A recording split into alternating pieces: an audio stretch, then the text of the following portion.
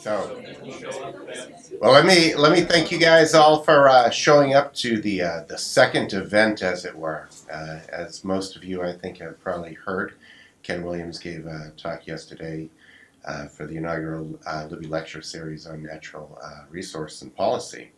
And in our discussions, Ken had betrayed a certain affinity for quantitative assessment, and I think part of as engaging as I expect the next discussion to be, I think there's some room for some mental rug burn as well. So I think one of the things that I think you guys know about Ken by now is as the current CEO for the Wildlife Society, he has been really engaged in decision making and policy at that high level. Certainly prior to that, as being the chief of the USGS co-op units for 16 years, steering that ship and really being pushing forward the idea of structured decision making as a tool for making engaging stakeholders and being able to make informed decisions. What he's going to be talking about today is really trying to look at how to deal with values and sort of the uncertainty associated with values and the different types of values. And so without babbling on and on too far, I'm going to turn it over to Ken and just ask you to help me in greetings.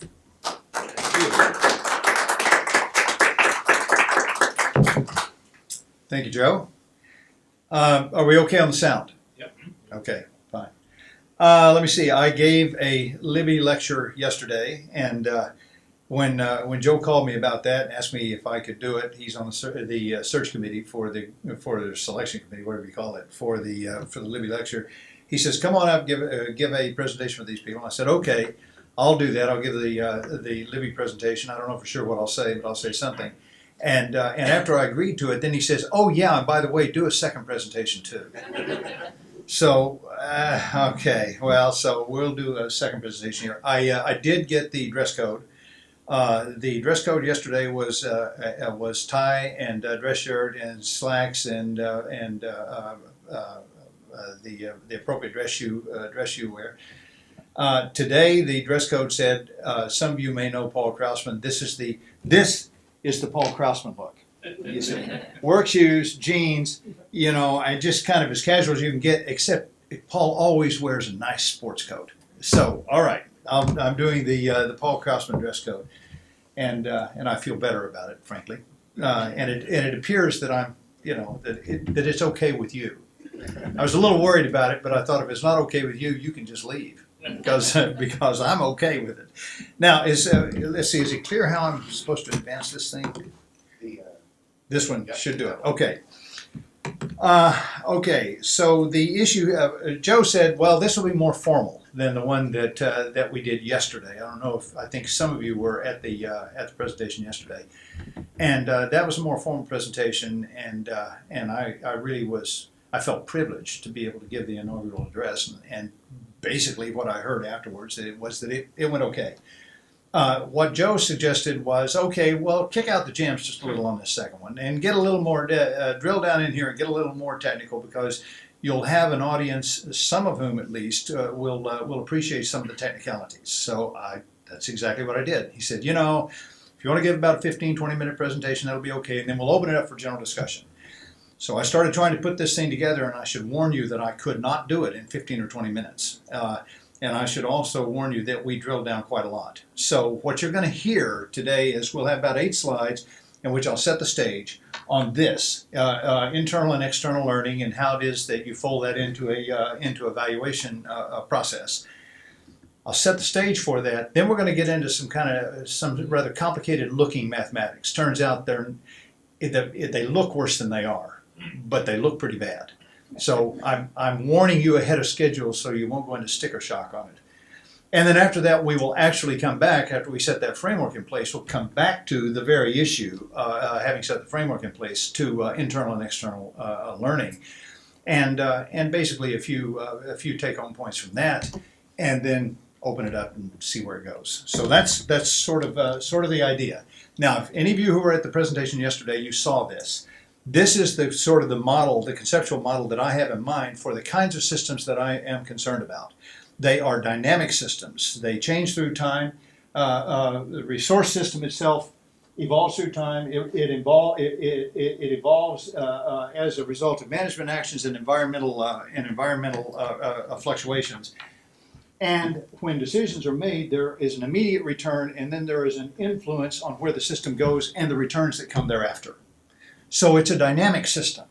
And it poses the problem that dynamic systems pose, that when you make a decision right now and get an immediate return right now, you need to account for the influence that decision has on the future and what that influence means as far as returns in the future are concerned. It's a dynamic management system, and that makes it complicated.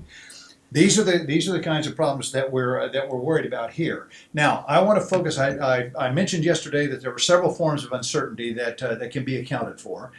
I want to focus here today on just two of those. One of those is partial observability. Here, that comes into the resource system itself. The idea on partial observability means, as I said yesterday, that you never can see the system that you need to manage entire. You never see it entire. You only see a part of it, and yet you have to manage the whole system. And again, keep in mind, we're talking about natural resource management. That's my focus. Natural resource management that is informed by scientific information. So the issue is management, and the concern here is that you get to manage a system that you can't see entirely. So, but what you can do is you can collect some data about it. If you're smart, you collect those data in an inferential way, so that you can make inferences about the system entire, based upon the part of it that you see. And there is sampling variation in doing that, and that is the measure for partial observability. Okay, that's the idea. It's not a complicated idea. It is also an idea that applies to virtually every natural resource system in the known universe. This is the reality of the work that we do. Okay, so that's one thing we're focusing on. Here's the other thing we're focusing on: structural uncertainty. What do I mean by that? I mean a lack of certainty about the functions, the processes, the structures that drive system dynamics forward. The survivability, the recruitment, the distribution across the landscape, those processes that basically create system change going forward through time. And also uncertainty about the role of management on those things. That's also the reality that we face with in managed systems. It is a rare thing indeed for you to be dealing with a system, a managed system, in which there is no uncertainty about the impacts of management, about the structures and functions that drive change and the impacts of management on them. It's a rare thing indeed. So, capturing that idea, that uncertainty about what those features are, is what I mean by structural uncertainty. And so the issue here is, can we put some kind of a framework in place that will allow us to account for partial observability, allow us to account for structural uncertainty, and at the same time allow us to learn through time, with the idea in mind that as we make management decisions, we make those decisions basically with two goals in mind. One of those goals in mind that we need to keep track of is the achievement of the management goals, targets, objectives. We maybe want to maximize harvest. We maybe want to achieve some population size for an endangered species. Whatever we may want to ensure ensure sustainability. Whatever that goal is, that's one thing that we're trying to do with management. The other thing that we're doing with management is we're trying to improve understanding, and we're doing both those at the same time, because we have structural uncertainty, and we want to use management as a way to reduce structural uncertainty. What does that mean? That means increase our knowledge base. That means better understand the system we're managing, and thereby managing it better. You with me so far? Okay, the role of investigation: to improve understanding so as to improve management. So the notion here is, in the concept that I'm providing here, we don't learn just for the heck of it. We don't learn for knowledge itself. I mean, you go to National Science Foundation if you want to do that. What we're talking about here is learning because we need to improve our conservation. We need to improve our policy. We need to improve our management. And we learn i.e. we go through this scientific effort of improving our knowledge base so that we can manage better. There are two approaches that I want to emphasize here and see if we can put a little framework in place to allow us to account for both of them. One of them is learning internal to the management process itself, and one is external to it. Now, if you think about how that goes, imagine you're in a management agency. In that management agency, you're setting regulations or you're doing management actions. You're keeping track of what the consequences of the things that you do are through your own internal monitoring system. And you learn through that process as you go through time. You're using management for learning purposes. But there are also people like many of you who are really outside that management process, but nevertheless are conducting scientific investigations. And what you're learning can fold into that process to improve the understanding and thereby improve the management of the internal management process. That's kind of what I had in mind. So let's contrast those real quickly. The internal management process, interventions are used as experimental treatments. So the idea here is that if you want to know the impact of harvest, for example, what you'll do is you'll set some harvest regulations, and then you'll keep track of what the consequences are, and you'll learn about it. And then next time you might choose different regulations, and you'll keep track of what happens, and you'll learn about that. And as time goes forward, you will accumulate understanding. Internally, you'll accumulate it as part of the management process itself. Knowledge accumulates by assessing results through time, and managers and scientists typically work together to identify knowledge gaps and management interventions. The whole notion here is if this works the way it should, management doesn't do management by itself. Management does management by working with scientists who can give them some ideas about how to structure their management interventions as experiments so as to maximize learning through time. That's what I mean by that. Managers and scientists basically pretty much work together if it works the way it's supposed to. And sometimes it does. Sometimes it doesn't.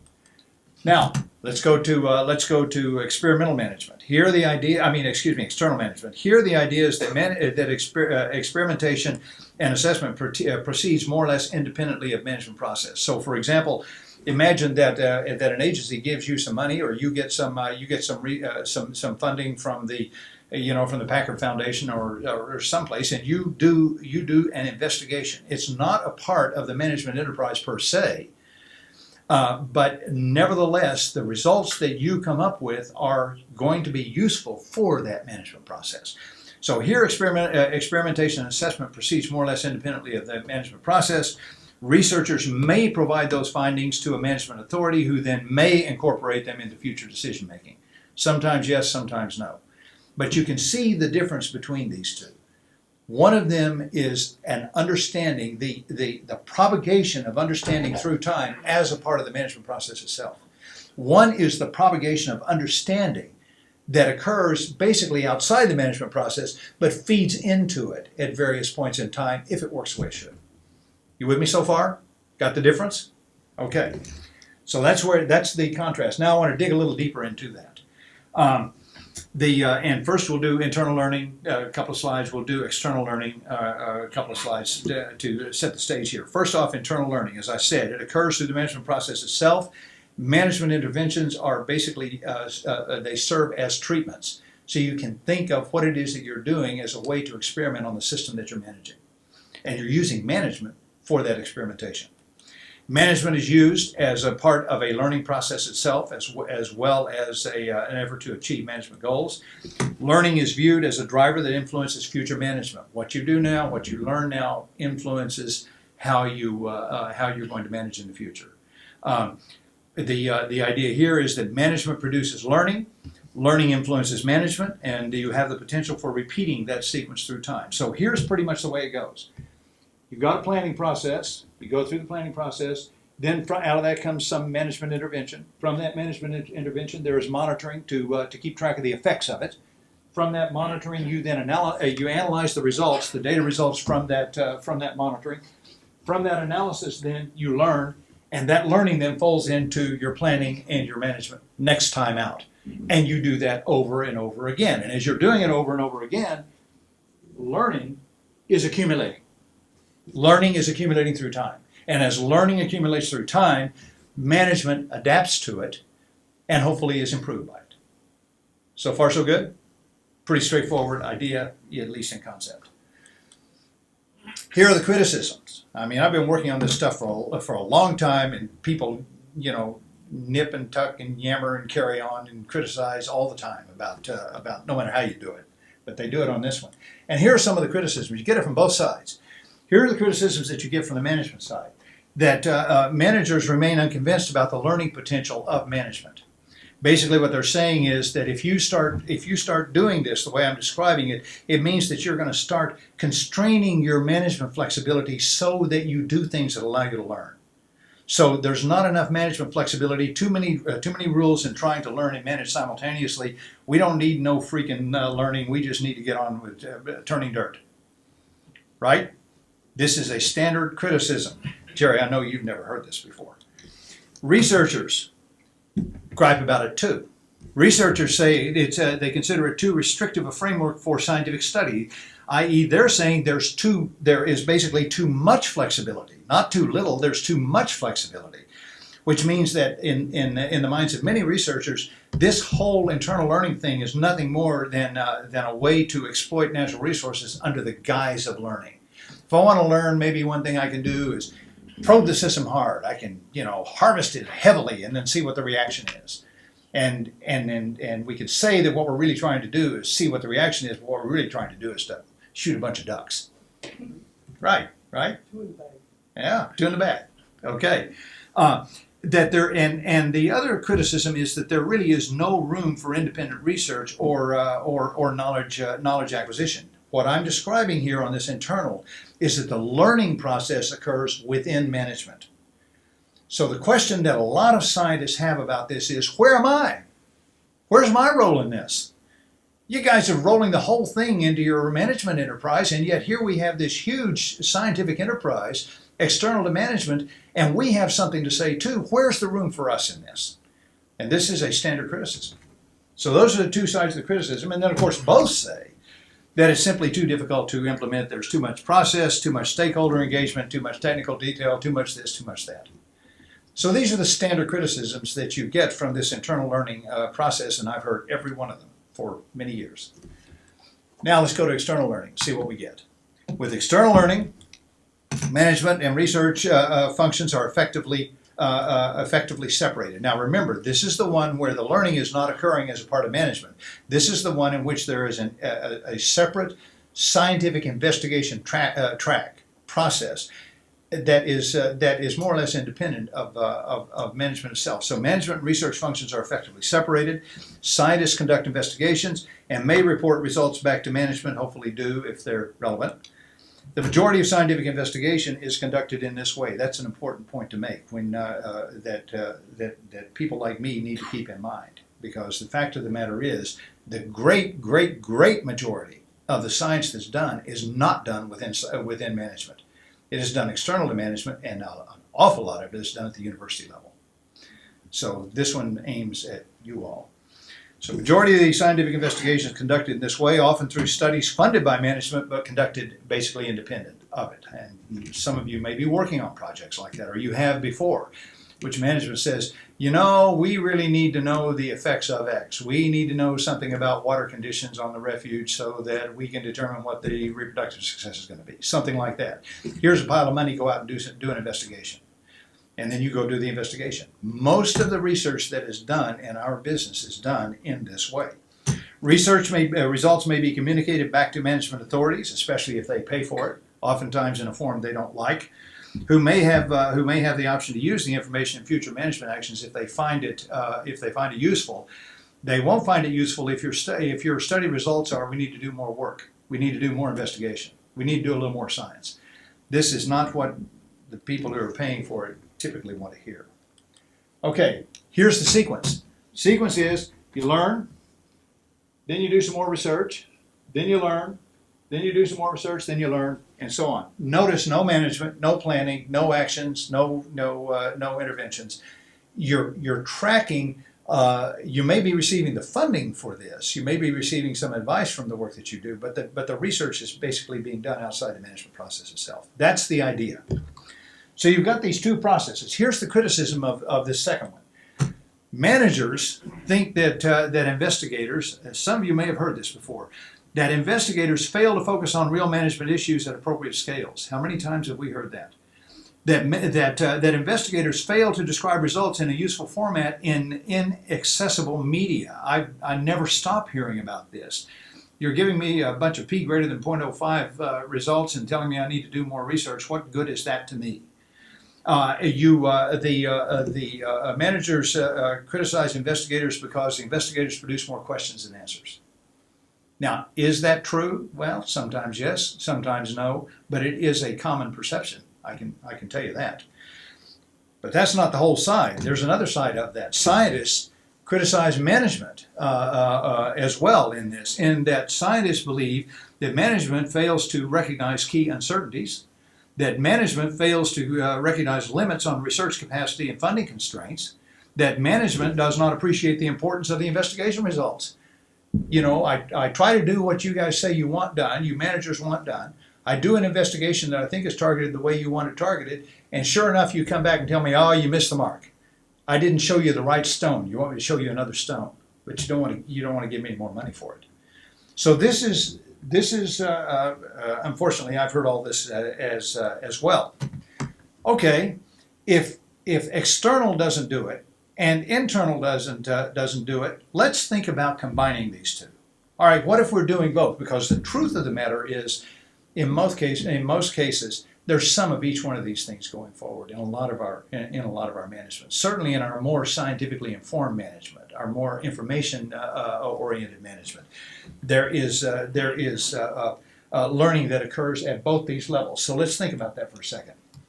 First off, investigations within and external to management can occur simultaneously, and in fact, if there is internal learning at all, they usually do occur simultaneously. Knowledge from both can be folded into planning and decision making as it is revealed. As you're doing those scientific investigations and you come to results that are useful, you can port those into the management process. And here's the layout, the way it would work. So here's your internal. So you plan, you manage, you monitor, you analyze, you learn, you plan, you manage, in sequence going on into the indefinite future. And here's your external. Here's your external investigation. You learn, you do some research, you learn, you do some research, and you go on. But look what happens in this combined model. In this combined model, somewhere along the way, whenever you get to the results of your analysis and you learn something, that learning can occur internally, or that learning can come as a result of your external investigation. And both those sources of learning can fold into the management process, which truthfully is often the way it happens. So part of the game here is, can we put a structure in place that will allow us to capture this framework analytically? Now, which source of learning is most useful? This is a big issue that we have to think about, and people are thinking about. Gets directly to this issue of the value of information. Which is most useful? Which source of learning is most useful? And it will depend upon the management design used for the internal learning process, this one up here, where the assumption is you're going to design your management interventions so you can learn from them. So a lot of it will depend upon the management design for the internal learning process, and a lot of it will depend upon the research design for the external process. Design is the key in both cases. So the issue here is how, which is most important will depend in large measure not only on the scale of the research and so on, the amount of money that you've got to do it, but it will depend upon the way the two forms of learning are designed to produce improved understanding, to produce improved management. You with me so far?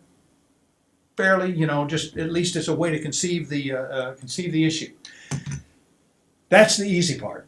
Now we just finished the easy part. Now we're going to get in the hard part. So hang on to your chairs and don't go into cardiac arrest, because you're going to see some Greek characters and some mathematical expressions. So here's the technical framework. First, lay it out in words. Resource dynamics are stochastic over a management time frame. What does that mean? That means they fluctuate randomly through time. So it's that figure that I showed you, where you have resources evolving through time, you've got actions evolving through time, and so on.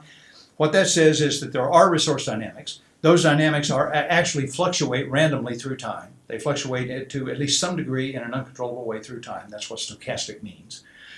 Over a management time frame. The process transition from one time period to the next time period is influenced by the current state of the system, but not by previous states. I just described a Markovian process for those of you who know anything about this. It basically says that for you to know what's going to happen next time step, all you need to know is where you are right now. You don't need to trail history with you. You only need to know where you are right now.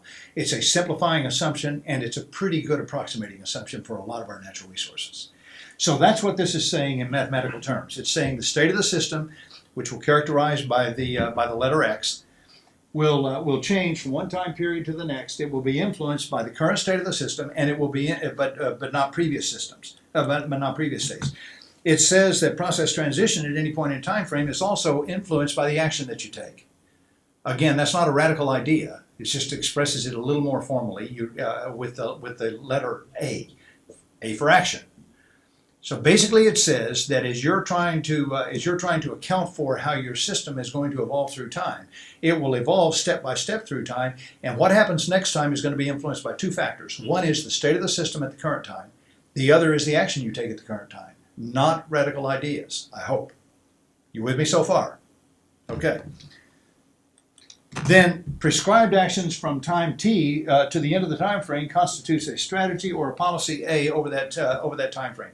I talked about policy yesterday, and I tried to be a little bit specific and sort of focused on what I meant by policy, because policy means a lot of things to a lot of people. But what I had in mind when I was talking about it, analytically, what I had in mind is this. And what it says is it's a policy or it's a strategy if it does the following thing. If it says, you tell me the point in the time frame that you're going to take an action, you tell me what the state of the system is when you take that action, and I will tell you what action to take. That mapping, that connection between you tell me the state of the system, you tell me the time, I'll tell you what action to take, that constitutes policy. Because if you think about it, that's a fairly broad statement. System could be in any one of a number of different places at a number of different points in time. And every state that it could be in at every point in time, there will be a specific action that is taken that's identified in that policy. That's what a policy is. If you go into the operations literature, that's exactly how policy is defined. So again, it's not a radical idea. And the policy, of course, policy A, that is that mapping between where the system state is consists of a bunch of actions at little a. That's the idea. So you're going to see in what comes in what follows. Sometimes I'll be talking about a particular action. Sometimes I'll be talking about this larger context of a policy that's made up of a bunch of actions. Okay, so far? All right. This entire arrangement describes a Markov decision process. If any of you know anything at all about Markovian systems, and if you don't, before the smoke clears, you probably will. This is what it is. This is a Markovian process. So what we're trying to do here is build on a body of theory and a body of understanding and a language that is deeply ensconced in not only in natural resources, but also in operations and in mathematics. We're borrowing from civil engineering. We're borrowing from medical technology and lots of other places. And we're framing things up in terms of a Markov decision process. And so this is what it is. It's Markovian because to know the future, you only need to know the present. And it's a decision process because where that future is depends upon what action you take. So it's a Markovian process that is decision oriented. It's a Markovian decision process. You with me so far? Okay. Now it gets nasty. So I'm going to have to lay down some notation, then I'm going to have to show you some equations. Don't freak out, because we'll be able to come to some conclusions even after we get finished with all this. First is the state of the system. I told you we're going to characterize the state of the system by the letter X. What is the state of the system that is characterized by X? Well, it could be the population size for a population. It could be its density. It could be its distribution. It could be some measure of variation of those things. It could be a biodiversity. It could be any number that you tell me what it is that you care about in your management perspective, and we'll find a way then that we will characterize it mathematically. And that characterization of the system feature, and the easiest way for me to think about this is population size. Just think of it as population size. So X is the state of the system. Maybe the size of the population at time t. It'll change through time. Action is the action that is taken at each point in time. So at time one, you may take a very restrictive action. At time number two, you may take a much more liberal action. At time number three, it may be halfway between. So it'll change through time. There's your strategy, specifying state-specific actions. When you take an action at a particular point in time, it generates a return, an immediate return. That immediate return is going to depend upon the state of the system and the action you take. That's all that says. The immediate return, is dependent upon the action you take and the state of the system. So those returns are going to fold into everything you see going forward. And there is an expression of the Markovian structure of the problem as I just defined it. The probability of the state at the next time period depends upon the state of the system at this time, the current time, and the action I take at the current time. That's all that means. It says that there is stochastic change that occurs, but that change is structured in the sense that all you need to know is what the state of the system is now. What action you take now, you can determine what the state of the system is in the future. So that's that.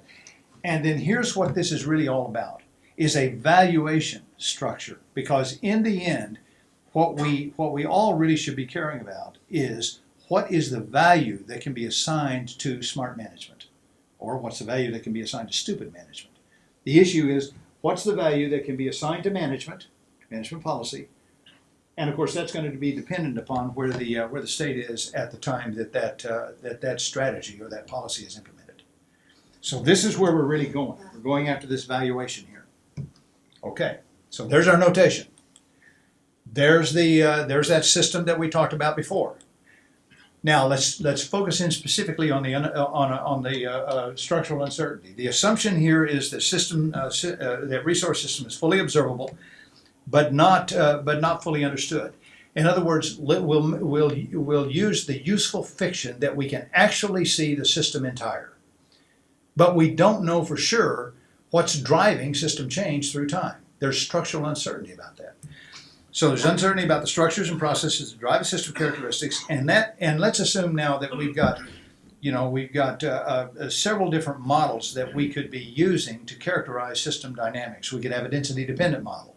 We could have a density-independent model. We could have a K-selected model, an exponential model that's not K-selected. We can have different models that characterize different assumptions about how the system is going to change through time. Okay? That letter K characterizes those different models. And each one of those models has corresponding to it its own Markovian structure. And at any given point in time, there is a level of confidence that can be assigned to those different models. And so that's the overall framework that I want to use now for this notion of structural uncertainty. The immediate return for model K is the same thing I talked about. It's the return, but that immediate return, except I'm subscripting it with a K because now we may have a return that goes with model 1, a different return for model 2, a different return for model 3.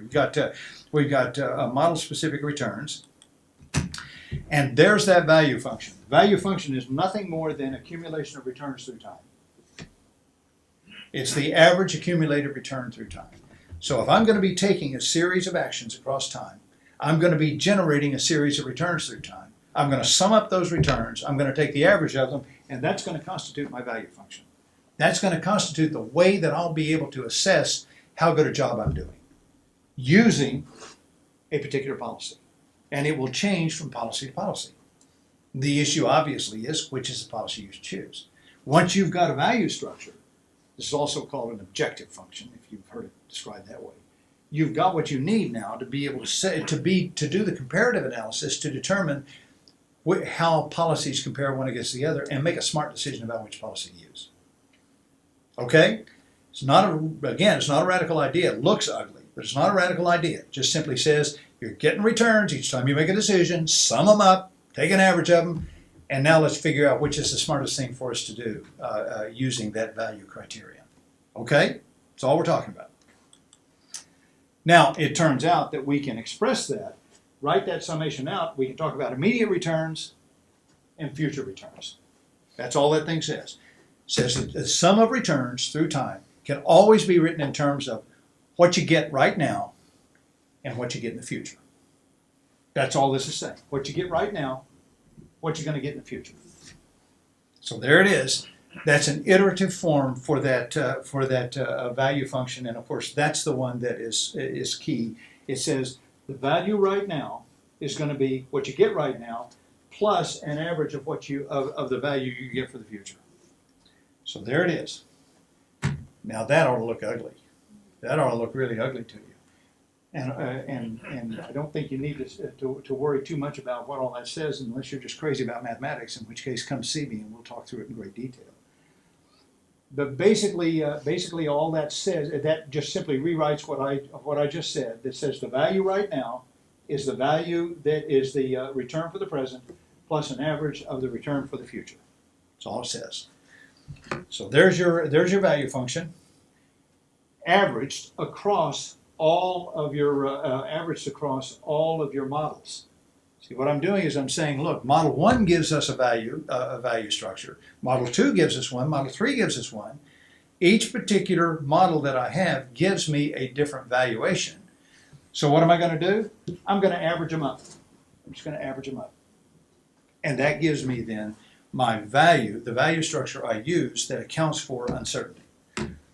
And the other thing that's important to realize about this is that it also gives us the opportunity to learn, because that model weight, the Q is actually, that's a vector that consists of the weight for model 1, the weight for model 2, the weight for model 3, all the models that you have. It says that at this time the weights may be one set. Next time out, at the next time period, the weights are going to be different. What just happened? You just learned. That Q, that idea of confidence assigned to those different models as a function of the action that you take, the strategy that you take, is a measure of learning. So this is a way for you to learn through time. Learning represented by temporal change in the model state, in the averaged value function. So here's the model state, Q sub t at time t. Here's the model state at time t plus 1.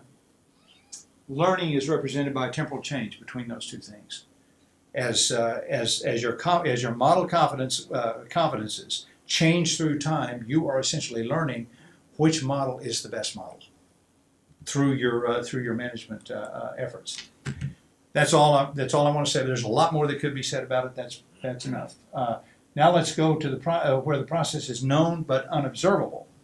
So the notion here is let's assume the useful fiction that we fully understand the system. There's no uncertainty about it at all. We know all the processes, we know all the functions, we know all the structures. We got that system nailed. But what we don't have is an understanding about where the system state is at any given point in time. That also is, the second part of that is a reality of the business that we do. Partial observability. So here's the assumption. The resource system is fully understood but not fully observable. There is uncertainty about the system state, which is tracked by observations. Now this is one in which we're doing observations, exploring the system, but not being able to see all of it at any given time. It's characterized by an evolving belief state of state probabilities. So if I don't know for sure what the system state is, what do I know? Well, I may know what the probability of the system being in different states is. We don't know which one, and for sure it's in there, but we can say something about what the probability would be for the system to be in different states. So that vector of probabilities is called a belief state. The immediate, once again, you've got the same immediate return. It's a function of the action you take and the system state. And you've got the same kind of a value function. Same thing again, right? Same thing that you saw before. The value at any given time is simply the average of all the accumulated returns through time. So you've got to return this time, next time, the time after as you make decisions. You add all those returns up, you take an average of them, you got your value function. And of course that can be expressed sequentially, iteratively, in terms of the immediate return and the future return. The immediate return and the future value. Okay. Now, of course, you don't know what the system is. You don't know what the system state is. You know what the value would be for a particular system state. You just don't know what the state is. So what do? You just simply average them. Just average them up. Average them across the belief state. And when you average them up across belief state, it turns out that you can rewrite this thing in terms of the belief state at the current time, the return that corresponds to a belief state at the current time, and a belief state in the future time. Same basic kind of structure that you saw for structural uncertainty. So the belief state actually changes, and the value function can be expressed in terms of that belief state change. Now we get to the really complicated part. As if this hasn't been so far, let's put both these things together at the same time. So now we have partial observability and structural uncertainty. The resource system is neither fully understood nor fully observable. That's the reality of the work that we do. Every field study that I have ever known of includes both these things. So this is the reality of the work we do. We never know for sure what the system state is. We never know for sure everything we need to know about dynamics. So this is the reality of the situation. Immediate returns can be averaged over both the model and the belief states, which is kind of what you might expect if you think about it.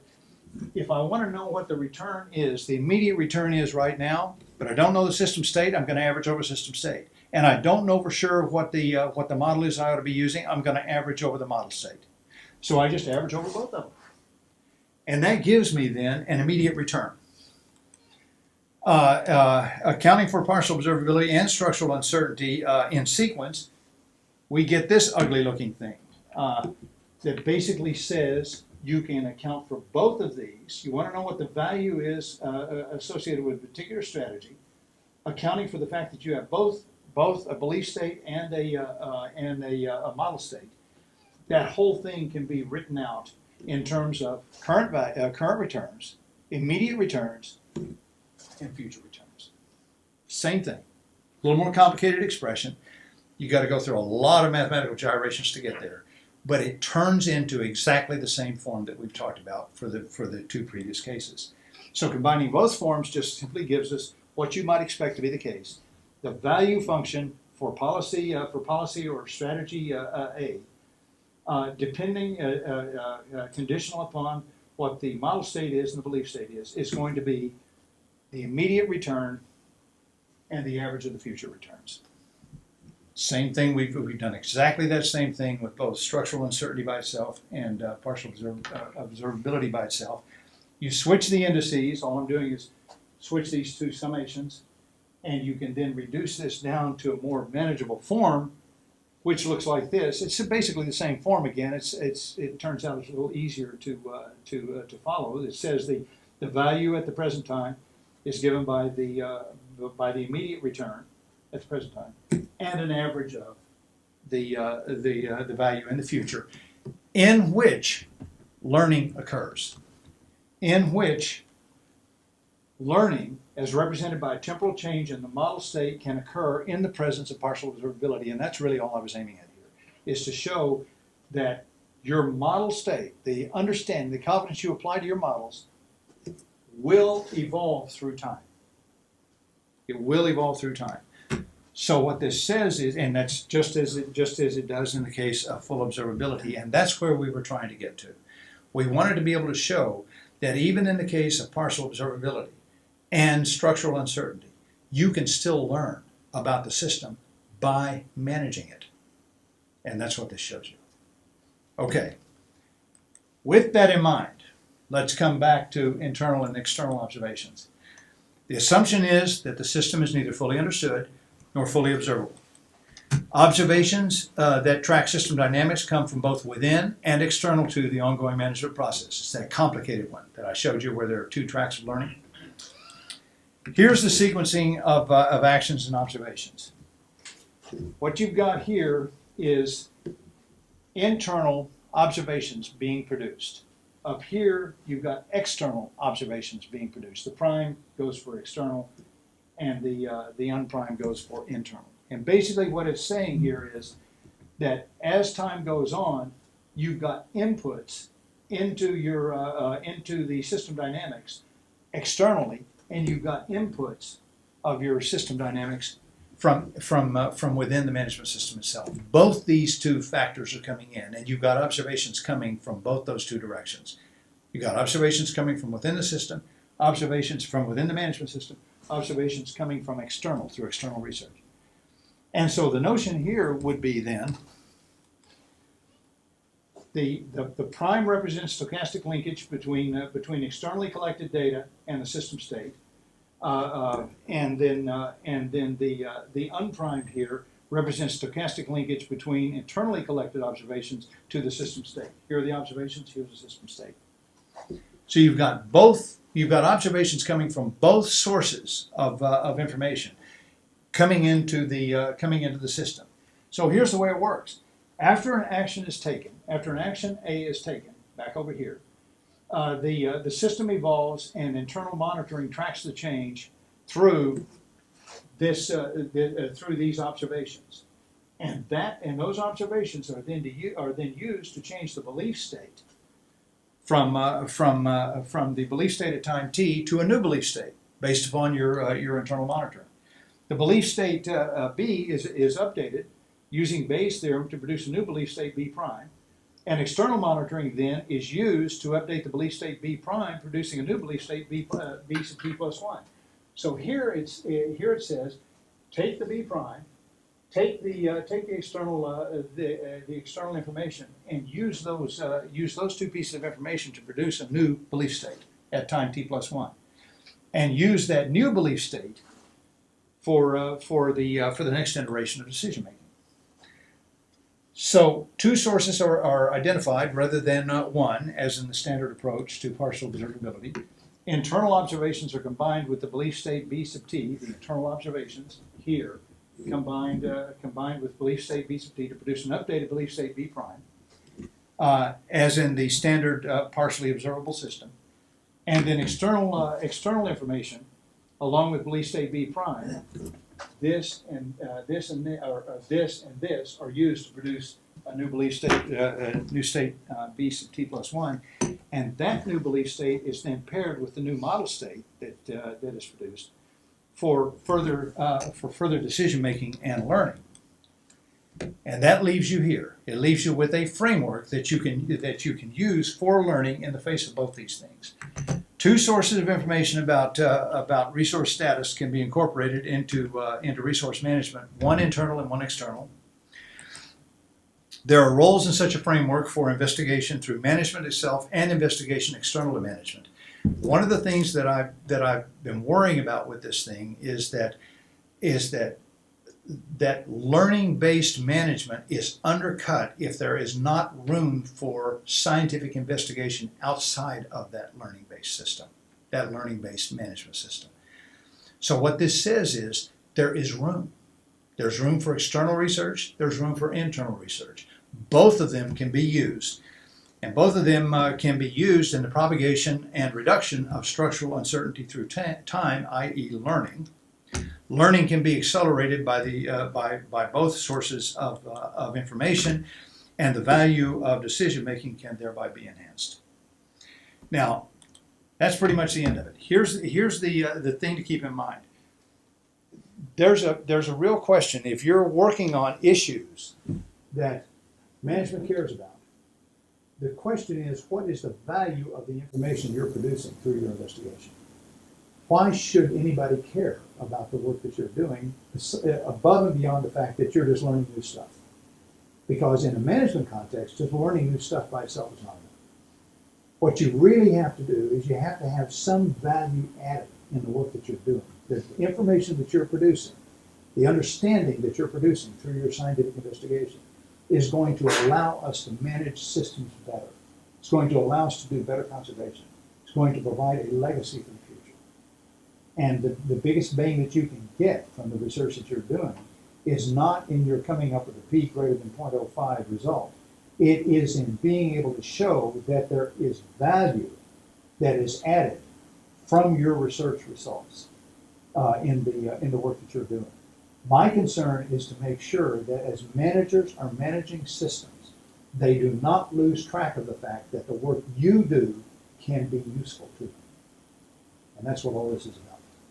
To find a way that we can fold in some analytic and some intellectually defensible way that we can recognize and account for the value of the work you're doing in improving management and securing a legacy of natural resource conservation for the future. That's it. Now there's a whole lot of stuff that I just lost way over, and this is all really pretty much on the forefront of natural resource conservation. There are not a lot of people working on this. There are tremendous opportunities. If any of you are numbers jocks or mathematics jocks or operations research people or computer oriented folks, there are tremendous opportunities for research here, because virtually everything that I just talked to you about, there is opportunity for additional research on some of these issues. And in the end, it matters, because a legacy of natural resource conservation matters. It matters to me. I'm assuming it matters to you. But that's what the issue is. The issue is, what's our legacy, and how can the science that we do secure that legacy? That's it. That's all I got.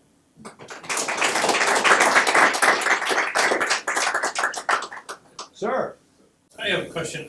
I'd be interested in the kinds of systems that this has been tried on, because having worked with the state for a long time, most of the management decisions are so gross. You know, you have a bucks only, you have an extra dough, and things like that, and you change the season a little bit. It seems to me this is so far beyond evaluating those kinds of decisions. So I'd be interested in the kinds of systems that has been worked on, or at least tried. Well, yeah, did you say 0? Oh, one, wildlife waterfowl conservation. Well, I was thinking migratory birds. I know. There's more option there. Yeah. Well, Buggy, the point here is that we in natural resources are at a point in which we have to put down a conceptual framework to think clearly about these issues, to be able to think about where information is coming into a decision process, and whether it's coming from within or without, and how it might fold into an evaluation process.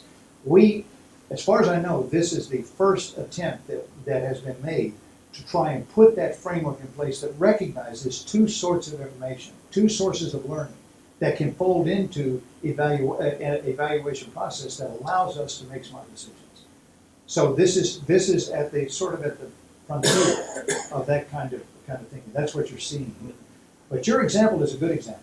You know, if it's bucks only, or if it's does only, or if it's antlers this big and whatever it is, those all constitute different actions that could be taken.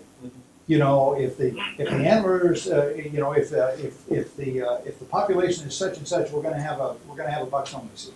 If it's another size, we're going to have a does only season, or we're going to limit it by the size of the antlers, or whatever it is. Those are different actions that can be taken.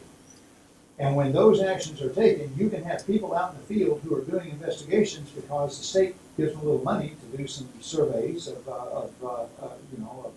populations. You can also have the state producing information through its survey monitoring effort.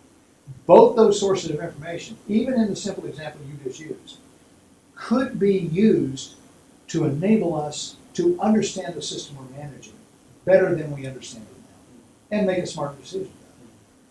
Now, you know, I guess the fact that it only involves a few management options, and it only involves maybe some fairly elementary kind of tracking, monitoring of various kinds at various places in the field, is not reason enough for us to say we don't need to worry about recognizing these two sources of information that can improve our management as we go through time. Right. I agree with that. So I think that it looks incredibly complicated, because the conceptual model needs to be complicated. But when you start trying to apply it, you and I could sit down, and in an hour's time, we could probably outline how this would work for your system. I guess what I'm saying is, it'd be nice to have an example, a Yeah. real life example, with all of those inputs coming in to Right. see how it flows in a more complex system. Watch for that to happen in the Journal of Wildlife Management. Okay. Guess who the author's going to be? Okay. And it can't be birds. Yeah. Is that what I heard? It can't be birds. Okay. I have a couple questions. So how is this much different than the stock assessment process we use in fisheries? Because we sort of follow a similar framework of evaluating the system, and then if we have really bad retrospective patterns, then you change things. So I really feel like this is being applied in fisheries, and through management strategy evaluations as well. Yeah. Well, I hope you're maybe right. not so explicitly, but I hope you're right, and you may be in some instances. And the idea is, this is not a radical idea. I think in part that's what you're saying. If you just think about it in terms of common sense, what ought you to do? Well, you ought to be putting some research out there, in the water or on the ground, and keeping track of how the system changes through time. And you ought to also be doing that as a part of your fish stock assessment process. Your state ought to be doing that as part of your fish stock assessment. That's not radical. Neither one of those ideas is radical. They're exactly what it is that we do in our business. What we need to, I guess the point of all this is to think about how those two sources of information can be folded in some useful way into the propagation of understanding of the fish stock as time rolls on. You are doing this in fish stock assessment to some degree, and we're doing it all over the place in wildlife to some degree. But the notion here is to find some way that we can do that thing that we're talking about, so as to maximize our opportunities for learning about the system through time, and in learning about it, improve its management through time. And that's the part that we don't have a lot of. so I guess that's where the management strategy evaluations would come in. That's And exactly. that's what has been being used in fisheries right now. So my other question is that you talked about scientific knowledge and you talked about management knowledge, but you haven't talked about stakeholder knowledge, and that is an extremely important part of the management process. Mhm. And in fisheries, we've had some really big issues by not incorporating stakeholder knowledge. Oh my, have you ever? Have you ever, and have we ever? Here, bear with me. So you did mention it briefly, but there's not a really formal, or maybe you have. Yeah, here's what I'm going to say about what you just said. Where in the devil do you get that return? Where does that return come from? Where does that value for your decision-making apparatus come from? It comes from your stakeholders. It just doesn't pop out of thin air. I mean, part of the job that we have is to engage our stakeholders and determine from our stakeholders what matters to them, and fold that into our measure of value. And then also to account for what management options are realistic, are feasible, are allowable. Because stakeholders can tell you, you can't probe that system on the extreme end. We won't allow it. Or they'll tell you that the future is not as important as the present. You've got to discount that future somehow. Your stakeholders are the ones who go a long way toward your being able to recognize what elements go into this valuation function. And if you don't account for stakeholder input and stakeholder knowledge, you're going to fail. So that's more incorporating stakeholder input into management objectives. That's true. But actually formally incorporating that knowledge is being done in the scientific realm, but just being able to incorporate it like within an assessment is not being done currently. And True that. it's a very difficult thing to do, and it's very difficult to quantify. But it'd be interesting, considering that you're using Bayesian statistics, to figure out a way, maybe in a weighting scheme or whatever, to incorporate that knowledge in addition to setting management objectives. Well, were you at the thing yesterday?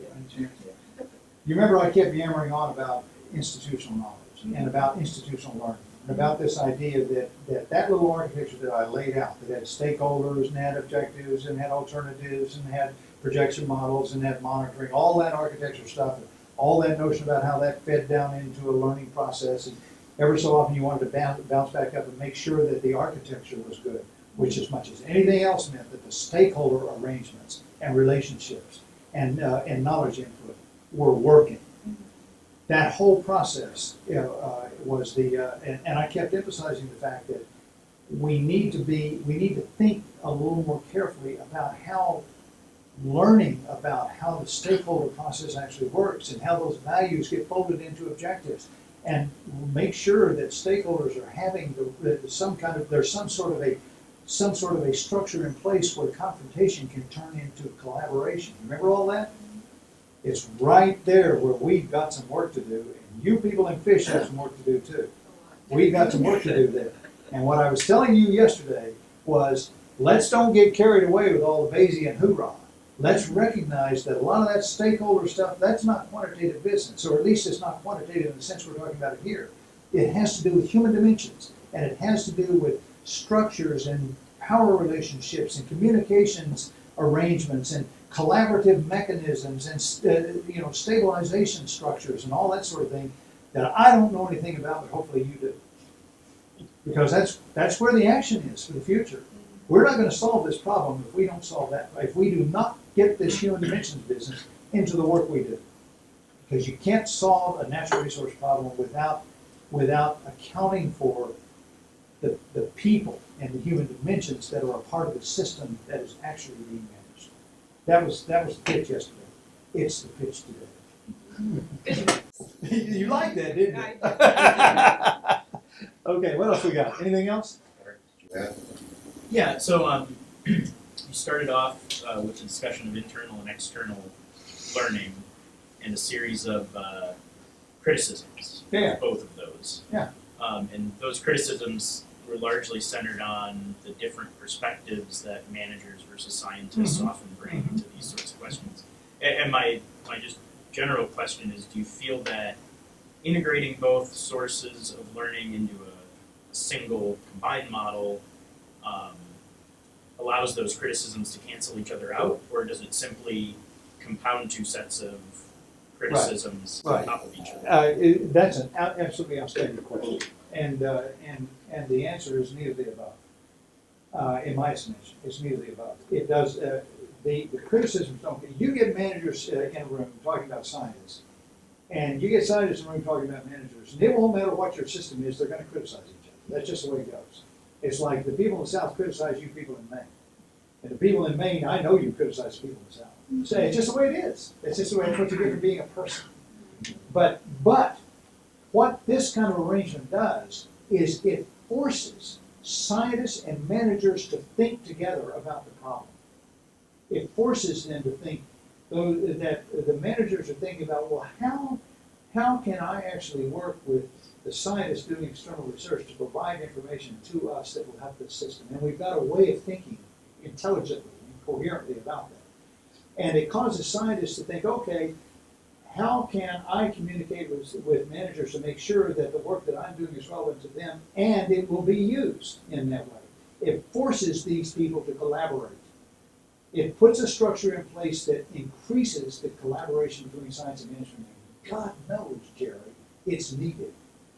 I've watched managers been beating up on you for years, and I know it's needed. I'm not saying that this eliminates it, but what I'm saying is it provides a context in which that dissonance, that sort of tendency toward confrontation, can be moved toward collaboration, and that's a worthy goal. It's not the end, it's a worthy goal. There are some other things that have to do with human dimensions and valuations and all those other things we were just talking about. But it's a movement in that direction. And that's what I'm after.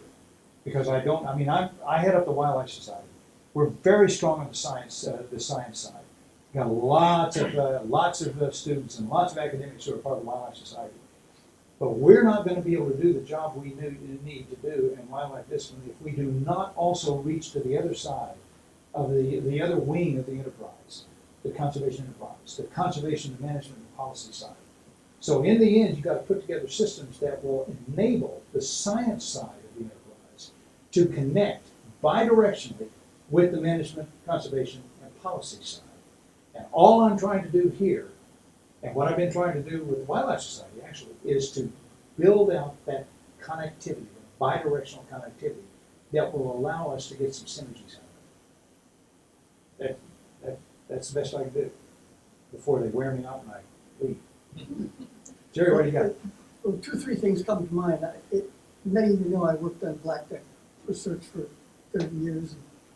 And I don't know, I guess we've come to some conclusions about it, but 2 or 3 things come to mind here. One, you talk about internal and external research. What we do out at the Tucson is external in a sense.